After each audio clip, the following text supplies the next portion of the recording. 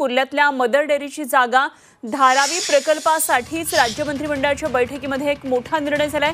काही दिवसांपूर्वी मोठं आंदोलन या ठिकाणी करण्यात आलेलं होतं। कुर्ल्यामध्ये वर्षा गायकवाड यांच्या नेतृत्वात हे आंदोलन झालं होतं। तर कुर्ल्यातल्या आता मदर डेअरीची ही जागा धारावी प्रकल्पासाठीच असणार आहे असं कळतंय आणि राज्य मंत्रिमंडळाच्या बैठकीमध्ये या संदर्भातला मोठा निर्णय झालेला आहे। कृष्णात पाटील आमचे प्रतिनिधी आपल्याबरोबर आहेत। आणखी सविस्तर तपशील जाणून घेऊया। कृष्णात, कुर्ल्यातल्या मदर डेअरीच्या जागेसंदर्भातला निर्णय झालाय, धारावी प्रकल्पासाठीच ही जागा असेल। राज्य मंत्रिमंडळानं हा निर्णय घेतलाय।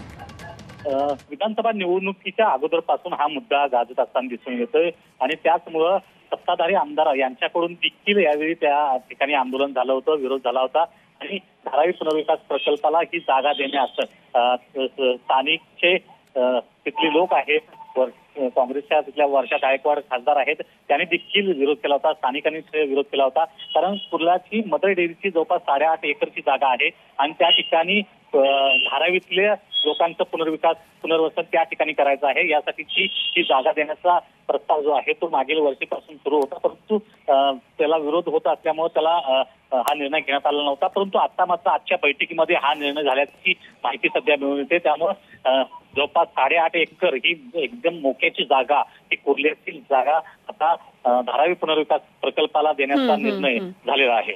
ठीक, कृष्णात धन्यवाद दिलेल्या माहितीसाठी।